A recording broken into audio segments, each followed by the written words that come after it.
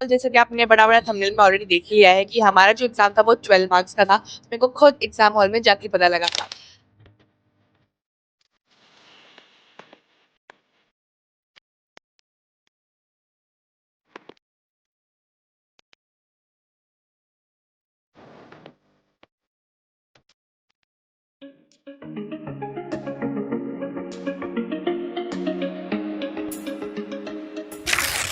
Hello everyone, welcome back to my channel. I hope you all are doing good. तो स्वागत है आप लोग का एक और स्टडी ब्लॉग में। तो आज का जो स्टडी ब्लॉग है ना मेरा, उसकी जो वाइब है ना वो मेरे पुराने वाले स्टडी ब्लॉग से काफ़ी ज़्यादा मैच कर रही है। Because in my 10th grade जो भी मैंने ब्लॉग शूट किया ना, उसमें I use to wake up at 2 AM और 3 AM to study for my exam. And guys similarly मैं अपने 12th क्लास के एग्जाम की प्रिपरेशन करने के लिए उठी थी सुबह 2 बजे। And guys as a quick disclaimer let me tell you all की जो मैं सुबह 2 बजे उठी हूँ ना, ये मैं अपना सिलेबस कंप्लीट करने के लिए नहीं उठी हूँ। मैंने सिलेबस पहले कंप्लीट करके रखा था। इट्स जस्ट कि मेरे को सुबह उठ के सारे चैप्टर का एक बार रिविजन करना था, इसलिए मैं सुबह उठी। अब ये मत बोलना कि भाई पहले क्यों नहीं पढ़ा, एंड अब एग्जाम वाले दिन ही सुबह इतनी जल्दी जल्दी उठ के सब कुछ क्रैम करोगे तो नहीं होने वाला। हाँ, तो इसलिए मैं पहले ही बता रही हूँ कि मैंने ऑलरेडी अपना सिलेबस कंप्लीट कर चुका है। It's just my revision time, जो कि मैं हमेशा सुबह उठ के करती हूँ सारे चैप्टर्स का। तो गाइस ये जो क्लिप्स है ना, ये मेरे 1 जुलाई की इवनिंग की है। तो ये मेरा समर वेकेशन के बाद स्कूल का पहला दिन होने वाला था, बट मैं आज नहीं गई, मैंने छुट्टी मार ली। And it was just due to some urgent work जो कि मुझे करना था, इसलिए मैंने छुट्टी मार ली थी इस दिन के लिए। एंड इस दिन मेरे को ना अपने स्कूल की यूनिफॉर्म भी लेके आई थी। लाइक मेरी पैंट छोटी हो रखी थी तो मुझे वो लेके आना था। तो यहाँ पे मैं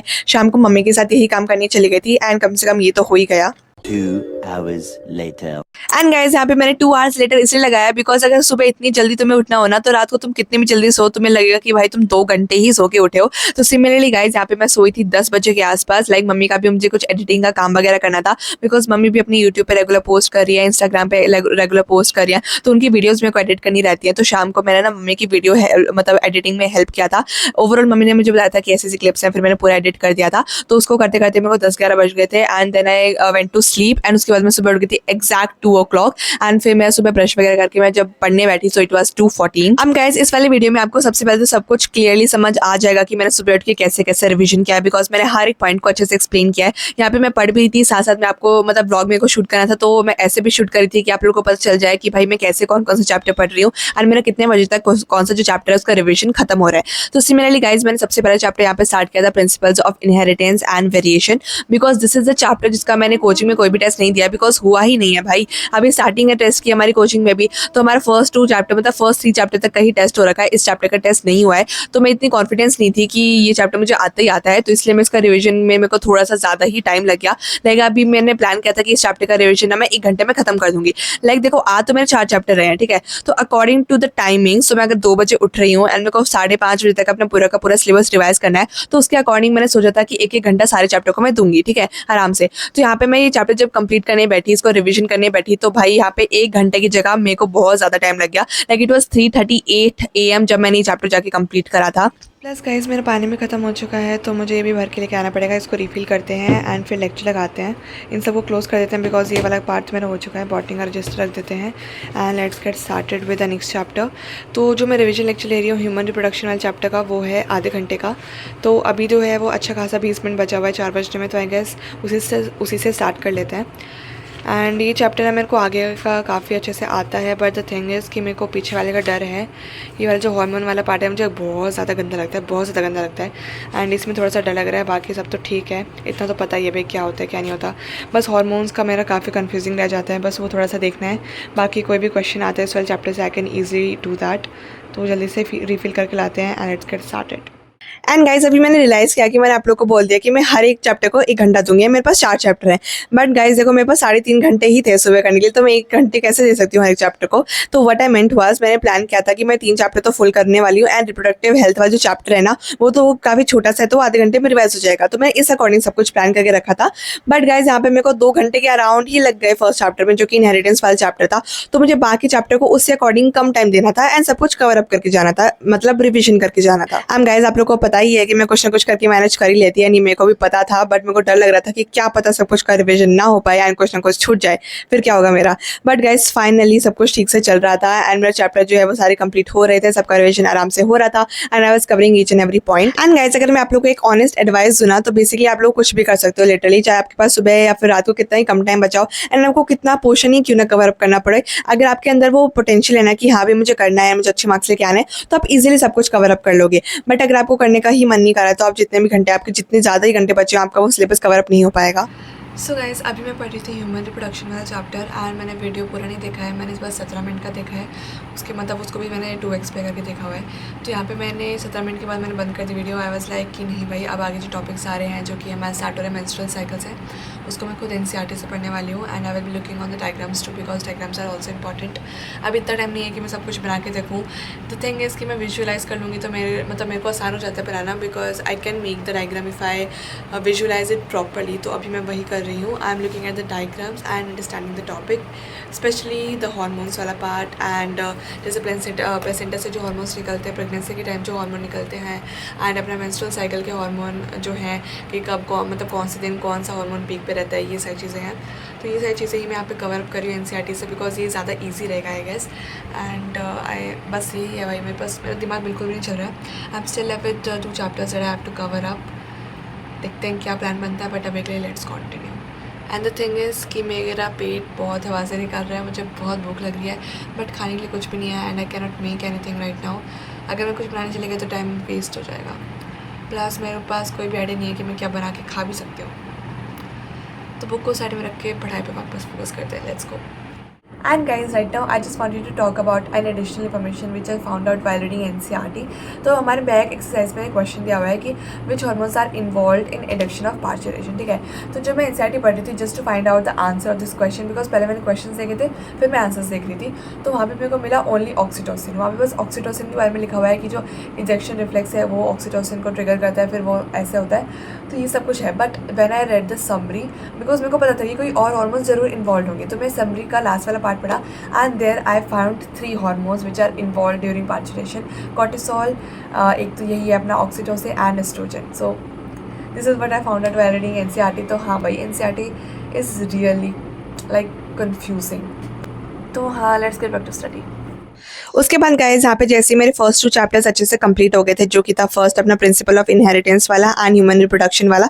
तो मेन चैप्टर मैंने कवर अप कर लिए थे। अब बाकी बचा था एक छोटा सा चैप्टर एंड एक चैप्टर जो कि मुझे अच्छे से आता था, बॉटनी का first chapter, sexual reproduction in flowering plants, जो भी उसका नाम है। तो गाइस, यहाँ पे जब मैं रिप्रोडक्टिव हेल्थ जो चैप्टर है वो कवर अप कर लिया था, तो इसको मैं शूट नहीं कर पाई थी बिकॉज एक तो मेरे पास टाइम भी बहुत ज़्यादा कम था, ऊपर से मुझे सब कुछ कवर अप करना था, इसलिए मैंने इसको बस ऐसे ऑफ कैमरा जाके पढ़ लिया था थ्रू माई नोट्स। तो 5 बजे तक मेरे 3 चैप्टर कवर अप हो गए थे।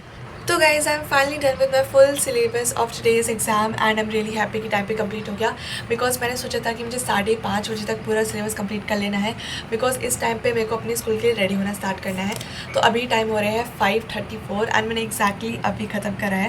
लाइक मैंने 5:30 पे ख़त्म करा था, अभी तो मैंने रिकॉर्डिंग स्टार्ट किया था 4 मिनट हो गए, but I finished it on time.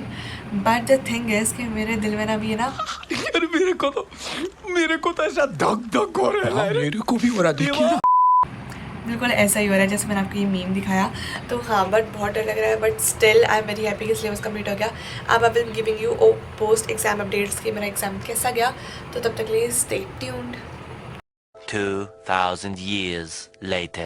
तो गाइज, वीडियो के इस पॉइंट पे मैं आप लोग के साथ शेयर करने वाली हूँ मेरे बायोलॉजी क्लास का रिव्यू कि मेरा एग्जाम कैसा गया।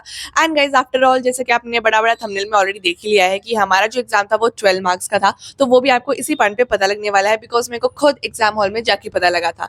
अब गाइज, इस वाले क्लिप से पहले आपने जो भी ये मैंने रामकथा आपको बताई है कि मैंने कैसे कैसे पढ़ा सुबह उठ के, अगर आपने वो नहीं देखा है एंड आप डायरेक्टली यहाँ पे जंप करके आए हो ना, तो एटलीस्ट इस पार्ट को आराम से सुन लेना, because this is gonna be interesting and आप लोग को भी मजा आने वाला है। प्लस आप लोग जो क्यूरियोसिटी है ना मन में कि 12 मार्क्स का पेपर ये होता है कि तुम्हारे स्कूल में एग्जाम, तो ये भी आपको यहीं पे क्लियर हो जाएगा। तो let me tell you all first. तो गाइस देखो, सुबह के टाइम पे I was very chill with my exam कि हाँ भाई थोड़ी नर्वसनेस तो होती है फर्स्ट ऑफ ऑल कि हाँ भाई पहला एग्जाम है क्लास 12 का, तो थोड़ा हम डर रहे हैं कि कैसा जाएगा कैसा जाएगा। आफ्टर ऑल थोड़ा सा चिल भी थी मैं, बिकॉज मेरा सिलेबस कंप्लीट हो चुका था एंड मेरे को काफी ज्यादा जो चीजें वो आती थी already. I was just unsure about the chapter number 4 because वो मैं पहली बार पढ़ रही थी एंड मैंने उसको कोई भी रिविजन वगैरह नहीं कर रखा था, तो that's why I was scared for that chapter. But after all मेरी प्रिपरेशन काफी ज्यादा सही थी and I was aiming for full marks in my biology exam after all. And जैसे हम एग्जाम हॉल में गए, I was a bit of scared. अंदर से मैं भगवान को ऐसे याद कर रही थी कि प्लीज भगवान अच्छा जाए पेपर। जैसे हमको आंसर शीट मिली, सबसे पहले मैंने नेम वगैरह फिल किया एंड देन क्वेश्चन पेपर जब डिस्ट्रीब्यूट होना स्टार्ट हुए, then I was also again कि भाई अच्छा पेपर आया हो एंड मैं अच्छे से बस कर लूँ इसको। एंड जैसे मेरे पास पेपर आया, मैं उसको आँख खोल के करूँगी, भाई ऑफ कोर्स सी बात है, ठीक। अब गाइज उसके बाद हमें अपना पेपर डिस्ट्रीब्यूट किया जाता है एंड मेरे पास मेरा क्वेश्चन पेपर था हाथ में। एंड मेरा बेसिकली क्या होता है ना, पहले मैं एमसीक्यूज को नहीं पढ़ती हूँ, मैं है ना सीधा क्वेश्चन आंसर पे जंप करती हूँ, बिकॉज वहाँ पे ऑप्शंस होते हैं कुछ क्वेश्चंस पे कि हाँ भाई आप या तो ये क्वेश्चन अटेम्प्ट कर सकते हो या फिर उसके नीचे वाला अटेम्प्ट कर सकते हो। तो मेरा बेसिकली वहाँ पे क्या मोटिव रहता है कि मैं क्वेश्चंस को रीड करूंगी एंड जो भी मुझे ज्यादा अच्छे से आता होगा एंड जिसका आंसर मैं ज्यादा अच्छे से लिख सकती हूँ उसी को मैं टिक करके रख लेती हूँ, ताकि मेरे को बाद में आके चूज ना करना पड़े। तो मेरा वही सेम प्रोसीजर मैं यहाँ पे भी फॉलो करने वाली थी। तो I started with the 5th question. First of all मैंने क्वेश्चन चूज किया कि मेरे को क्या करना है एंड फिर मैंने 6th क्वेश्चन किया एंड सिमिलरली मैंने 7th में तो कोई ऑप्शन था नहीं, तो मैं 7th को डायरेक्टली टिक कर दिया कि हाँ भाई आता है, ठीक है। उसके बाद I just turn the page, like ये जो पेज है मेरा क्वेश्चन पेपर वाला, उसको मैंने ऐसे टर्न किया and this side was blank and my mind was also blank कि भाई इतना सा पेपर है क्या लिटरली। फिर मैंने मार्क्स देखे कि मार्क्स कितने बन रहे, क्या पता इतने ही पेपर ऑफ कोर्स। तो मैं यहाँ पे मार्क्स काउंट करने स्टार्ट किए तो 4 मार्क्स बन रहे थे एमसीक्यूज के एंड आफ्टर ऑल 6, 7, 8 मार्क्स बन रहे थे हमारे क्वेश्चंस के। तो टोटल में 12 नंबर बन रहे थे एंड आई वाज लाइक कि भाई लगता है मेरे पेपर में ही गड़बड़ है, मेरा पीछे का पेज जो है वो प्रिंट नहीं हुआ है। एंड फिर मैं आजू बाजू देखने लगी सबका पेपर। मैं बस ये देखने की ट्राई कर रही थी कि सबका पेपर का जो पीछे वाला हिस्सा है ना वहाँ पे कुछ प्रिंटेड है या फिर नहीं, एंड मेरे को दिख ही नहीं रहा था क्योंकि सब लोग ना फर्स्ट पेज पे ही रीड करने में लगे हुए थे। एंड आई वाज लाइक भाई कोई तो पलट लो अपना पेज, मेरे को देखने तो दो कि भाई मेरा पेपर सही है या फिर गलत है। And I was so stressed at this particular point. I was like कि भाई क्या है। एंड मेरे मन में पता है क्या चल रहा था, मेरे मन में एक चीज ये चल रही थी कि क्या पता मेरा ही पेपर गलत हो एंड मैं मैम से पूछूंगी तो मैम पता नहीं मैम क्या बोलेंगी। मतलब सोच सकते हो ना कि उस टाइम पे मेरे माइंड में क्या चल रहा होगा। तो मैं बस ये सोची थी कि मैम क्या सोचेंगी अगर मैं मैम को ये बोलूंगी कि मैम मेरा पीछे का पेपर है ही नहीं, मेरे पास 12 मार्क्स का पेपर है। एंड एक पॉइंट पे मैं सोचने लगी थी क्या पता यार 12 मार्क्स का ही पेपर होने वाला हो, मतलब इस साल का क्या पता यूनिट एग्जाम 12 मार्क्स का ही हो, 25 मार्क्स का ना हो। फिर मैंने ऊपर देखा तो टोटल मार्क्स 25 लिखे हुए थे एंड 50 मिनट लिखा हुआ था। तो मैं सोच में पड़ गई भाई अब मैं क्या करूँ, मैम से पूछूं या ना पूछूं। मैम वहाँ पे राउंड लगा रही है, पेपर अपने डिस्ट्रीब्यूट हो चुके हैं, बच्चों ने रीड करना स्टार्ट कर दिया है एंड मैं सोचूं यार मैम से कैसे पूछूं, मेरे दिमाग नहीं चल रहा। एंड बाकी बच्चों की शक्ल देख रही थी कि क्या पता उनका भी वैसा ही हो, मतलब हाँ मैं वही कर रही थी वहाँ पे बैठे बैठे। एंड देन मिराकुलसली फर्स्ट वाले बेंच पे जो लड़की थी ना शी आस्क्ड मैम कि मैम ये पीछे ना पेज प्रिंटेड नहीं है। एंड उस जगह पे मेरे को लगा अरे बच गए भाई, मेरा पेपर सही है, मतलब मेरा पेपर जो है वो सबका पेपर भी वैसा ही है एंड सबका मिसप्रिंट है, यानी आधा पेपर हमें मिला है आधा पेपर हमें नहीं मिला है, ठीक है। एंड उसकी बात सुन के I was a bit of relieved कि हाँ भाई मेरा पेपर सही है, मैं ही नहीं हूँ ऐसे जिसका पेपर आधा आया है।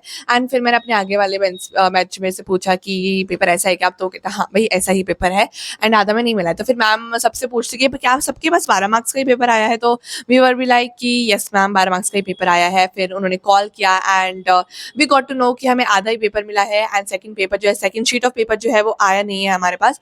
सो फिर वो हम मैम ने बोला कि ये पहले ये अटेम्प्ट कर लो एंड जितने वो आते हैं फिर वो अटेम्प्ट कर लें। तो हमने इसको अटेम्प्ट करना स्टार्ट किया, फिर वो पेपर हमारे पास आया and then we were finally given this second sheet of paper जहाँ पे हमारे बाकी के 3 क्वेश्चन थे एंड फिर हमने जल्दी से सॉल्व किया and that's how our story was for the first exam of class 12, ठीक है। And guys to be really honest my stress level was at peak and my confusion level was also at peak कि मेरे को पता ही नहीं चल रहा था, समझ ही नहीं आया था कि क्या हो रहा है मेरे पेपर के साथ। मैं एमसीक्यूज भी नहीं पढ़ रही थी ना ही मैं कुछ कर रही थी, आई वाज जस्ट थिंकिंग कि भाई क्या चल रहा है, क्या हो रहा है, कैसा पेपर आया है, क्या है, मेरे को कुछ समझ नहीं आ रहा था to be really honest. Now if you get back to the point कि पेपर कैसा गया, तो पेपर काफ़ी ज़्यादा अच्छा, ऐसा नहीं बोलूँगी मैं ज़्यादा हाइप नहीं करूँगी, मैं जस्ट बोल रही हूँ कि पेपर अच्छा था and for me it was very okayish, मैंने काफ़ी अच्छा ठीक ठीक गया है एंड वो तो मार्क्स देके पता चलेगा कि कितनी गलतियाँ हैं। अगर मैं टू बी ऑनेस्ट बोलूँ आप लोग को तो मैंने सारे क्वेश्चंस में थोड़ी थोड़ी मिस्टेक्स ज़रूर करी है because I was at some point of time मैं इतना ज़्यादा स्ट्रेस हो चुकी थी तो मेरे को कुछ कुछ गलतियाँ मेरी लग रही हैं। मेरे को एग्जाम टाइम पे जाके कोई वर्ड याद नहीं आ रहा था जो एग्जैक्टली वर्ड मेरे को वहाँ लिखना है, तो ऐसे थोड़ी मेरी गलतियाँ हुई हैं बट वो मार्क्स देके पता चलेगा कितने आए हैं। By the way I was aiming for full marks but वो तो नहीं हो पाएगा I guess. So that's it for this video guys and I hope you all enjoyed it a lot. I will meet you all in my next video. तब तक के लिए Tata, bye bye, take care and don't forget to subscribe to my channel and also hit the bell icon. Bye bye.